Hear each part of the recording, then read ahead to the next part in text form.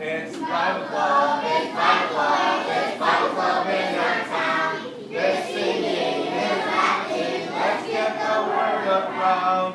Oh, so excited, and we are all delighted. It's Bible Club, Bible Club, Bible Club, Bible Club, Bible Club in our town. It's Bible Club, it's Bible Club, it's Bible Club in our town. They're singing, they're laughing, let's get the word around. We're all excited, and we are all delighted. It's Bible Club, Bible Club, Bible Club, Bible Club, Bible Club in our town. How did those clouds get up in the sky? Have you thought a question like that? Okay. How many of you have ever thought, how does that grass come up out of the ground? How many maybe you've ever thought, where do these animals come from? They all came from God. Maybe you thought, where did all these people come from? Well, what's the answer to all those questions? That's right. That's right. Right? All four of them.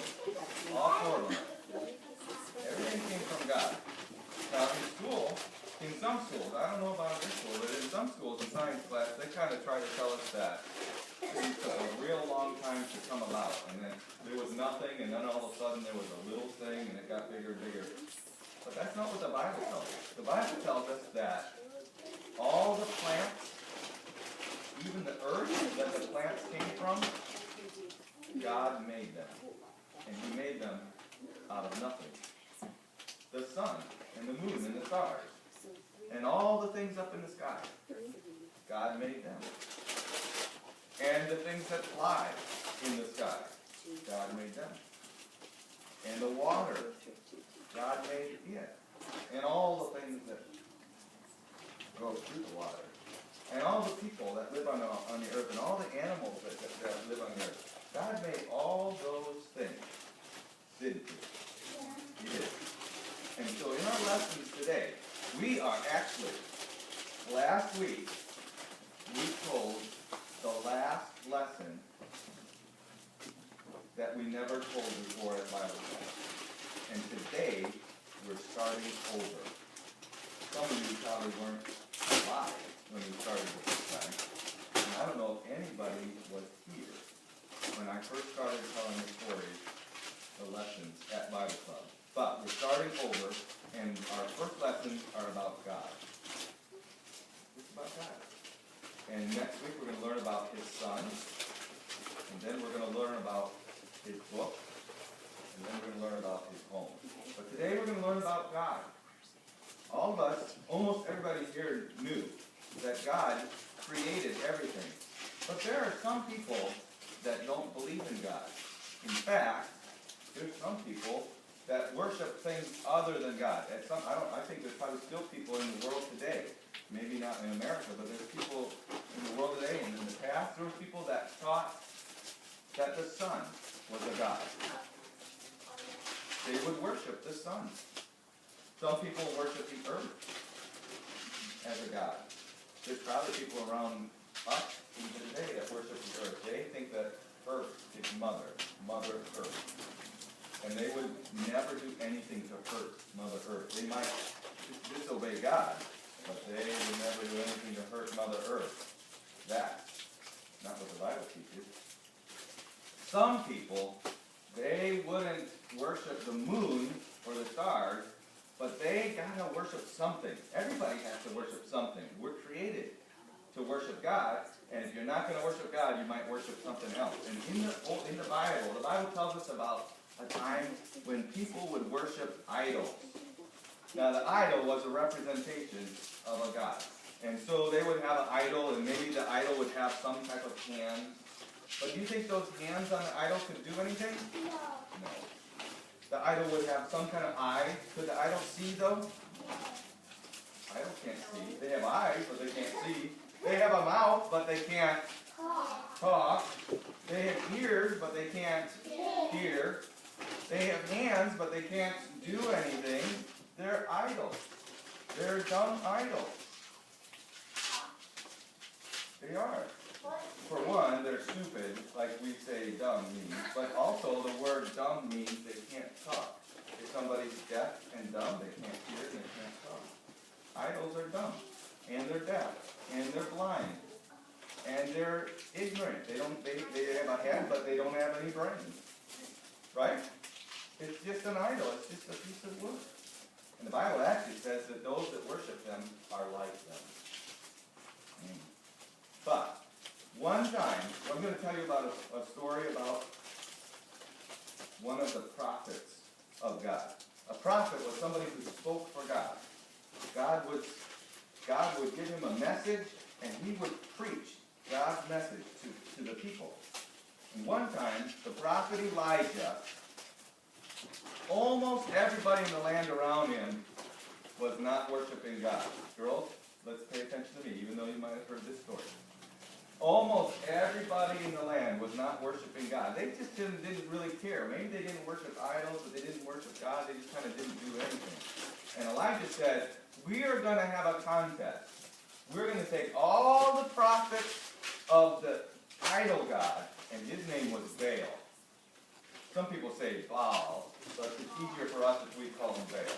So all the prophets, and there was 450 of them, of the idol god, against me, the one prophet of the Lord God in heaven.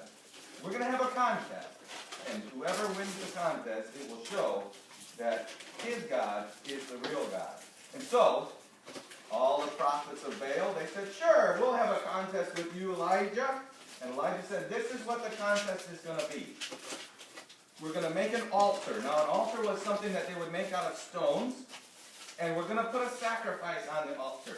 And so, a sacrifice, they would kill an animal, and they would put the animal on top of there, and we'll put some wood on there, and then, because they would normally burn a sacrifice, they would cook the meat of that sacrifice. And so we got an altar, and we have wood on there, and a sacrifice on there, but we're not going to put any fire on the altar. You do that, and then I'll do it. And the way we'll tell whose God is the real God will light the sacrifice on fire himself. None of us will touch it with fire. And so, all the prophets of Baal, they got their altar, they got a pile of rocks, and they put some wood on there, and they put a sacrifice on there, and they started praying, oh Baal, send fire on our sacrifice. And they were saying, oh Baal, hear us. Oh Baal. And then they started doing something. Did Baal send any fire? Not yet. He didn't send any fire on there. And so then they thought, maybe if we jump up on it. So I don't know. They jumped up on the sacrifice and said, oh Baal, right here. And then they jumped off really quick, just in case Baal would send some fire on there. But did Baal send any fire there? No, he didn't. Then they thought, maybe if we get a knife and carve things in our skin, so blood comes out of our skin, then Baal will hear us. And they did that. They got knives and they carved in their arms or their chest or something and said, oh Baal, look, please hear us, send fire on our sacrifice. Did Baal send any fire on their sacrifice? No. All day long. From early in the morning, for 5-6 hours. From 9 o'clock in the morning until 3 o'clock in the afternoon, they're yelling and they're screaming and they're doing weird, strange things, trying to get their God to listen to them. Elijah thought it was kind of funny. He said, maybe your God is a long way away and you should yell louder. But could their God hear them? Did their God have ears? No. Yes, but They couldn't hear, right? And so they were yelling and screaming. Finally, Elijah said, enough, guys. You've had plenty of time to try. Now let's see if my God will hear. And so Elijah, he got 12 stones, because there was 12 tribes of Israel. He got 12 stones, and he put the wood back in order, and he cut up the meat for the sacrifice, and he put that on there, and then, do you know what he did next? Anybody know this story? He did something before that. He said, all right, there's 4 big barrels of water, of empty barrels. I want you to go fill them with water. So they got some people, they filled the 4 barrels with water, and then he said, take that water and dump it over top of the sacrifice. Okay, so now how many of you have ever lit a candle? How many of you have lit a candle underwater? No. You can't light something that's full of water, can you? So, Elijah said, here, let's do that again. Do it again. So they got their 4 barrels, and they went and they filled them with water, and they put 4 more barrels of water on the sacrifice. So now, how many barrels of water have been dumped on top? 8. And so Elijah said, let's do it one more time. So they got 4 barrels of water, and they went and filled them with water, and they took the 4 barrels and dumped them over the well. And actually, I forgot to tell you this, they dug a trench around there. See, there's a little trench around there. They dug a trench around the sacrifice so that all the water they dumped on there wouldn't just go off somewhere else. So we got rocks and wood and a sacrifice all cut up and all wet. Very, very wet. I mean, if we went outside and there was some straw on the ground, could we light that straw on fire right now? No. No. We could light straw on fire if it had been dry for several days, right? Poof. It would light right up. But not today with it raining like this. And so this sacrifice is all wet, and there's water all around it. And then Elijah said, all you people, come and listen, come close. So all the people were there to see in the contest whose God would answer the prayers. Whose God would answer, and what did they have to answer with? Fire. Yep. So Elijah prayed, and he prayed to God. He said, oh God, and it was longer than this. It's in the Bible, though. We could read it if we had time. Please hear me, and please show these people that you are the only true God. Now, some of you have heard this story before. How many know what happened? Okay. Do you think fire came? Do you think God answered prayer? Okay. Does God have ears? We don't know if he has ears. Nobody's seen God. But can he hear? Well, he doesn't have to have ears to hear, does he? No. Okay. Does God have hands? Yeah. No. Yes. But he can do whatever he wants to do, can he? He can see, he can hear, he can do whatever he wants. And he did. He heard Elijah that day, and he sent fire down. I don't know if he sent it down like lightning from the sky or whatever, but all of a sudden, the sacrifice was on fire, and then the wood was on fire, of course, and the rocks were on fire, and the water, it was just all gone. You never seen rocks burn up and just completely gone, have you? No. But God's fire that came from heaven consumed, that means burnt up everything that was in that sacrifice. So here, in this thing that happened, you know this happened because the Bible tells us that it happened, and everything the Bible says is true. Well, God answered with fire that day.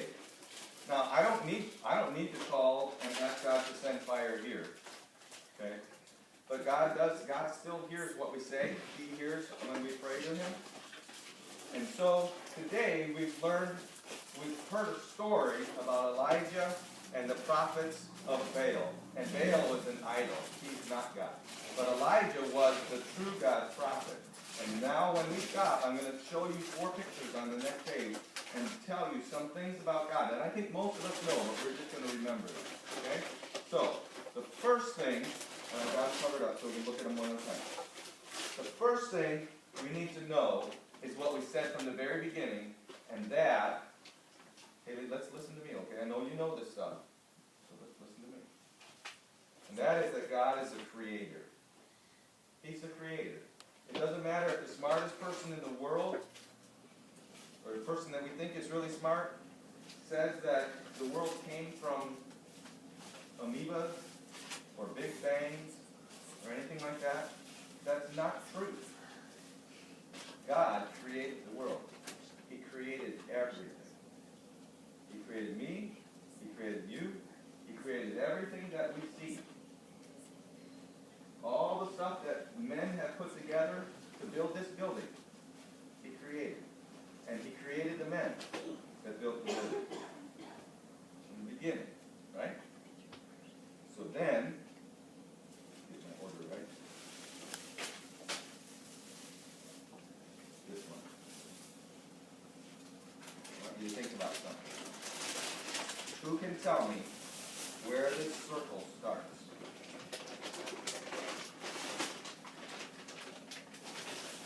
Can you tell me where it starts? Or where it ends? Junior, can you tell where it starts? What? In the beginning? Where's the beginning of this circle? Where's the end? Can you tell where it starts or ends? I'm sorry? No. Does it start or end? Yeah. No. It just goes and goes and goes and goes. It goes and goes. If we go this way and say we're going to go until we get to the end, will it ever end? No. If we go this way and say we're going to go back until we get to the beginning, will we ever get to the beginning? No. You're already on the beginning. So that reminds us of a word that describes God. First of all, that circle describes God. God is going to live.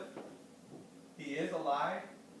And he will go on forever and ever and ever. And God has always been here. We can never go back in history to a time when there was no God. We can go back to a time when there was no earth, when there was no people. But in the beginning, for us, God was already there. And the word, does anybody know the word that I'm describing there? It's a word we see in the Bible. It starts with an E. It starts with an E. Even sounds like E. Eternal. The word is eternal. And so God is the creator, right? He created everything. There's a beginning for everything except for God, because he's eternal. Then this picture here, it's kind of like a sun. It's hard to make a picture to describe this. But this picture here is showing us a big difference between the bright and the dark. And that's to remind us that God is holy. God, and the word holy means perfect. Is anybody here perfect? No. We're not perfect. And we know we're not perfect. We mess things up. We can't, even just like, sometimes we burn the toast, right? If we were perfect, we wouldn't burn the toast. But worse than that, sometimes we disobey our parents, right? Okay? And that's wrong. If we were perfect, we wouldn't disobey. We would do everything right. We would never sin. God has never sinned. God is holy and he's perfect. And actually, since he's eternal and we're not, we didn't have a beginning, we would like to be able to live with God, but we can't because we're not perfect. But one last thing, and next week we'll learn more about this, but one last thing about God. What we have, God is the creator. He's eternal. He's perfect or holy.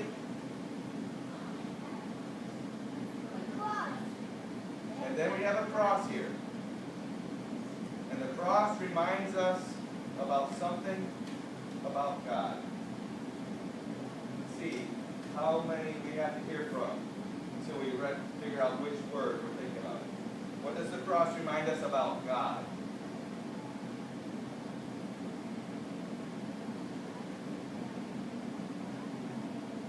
He did die on the cross.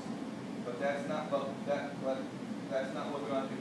Why did God die on the cross? Because God is the creator, God is eternal, God is holy, and God is, that's right here. What do you think? I thought you had a word in your head when you had your hand up. Have an answer if you got your hand up. He died for our sins. Why did he die for our sins? That is true. But that shows us that God is... Sneeze.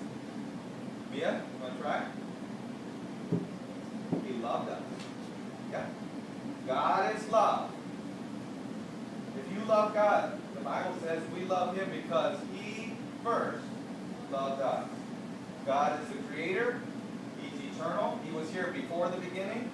He is holy and righteous and perfect, and we are not.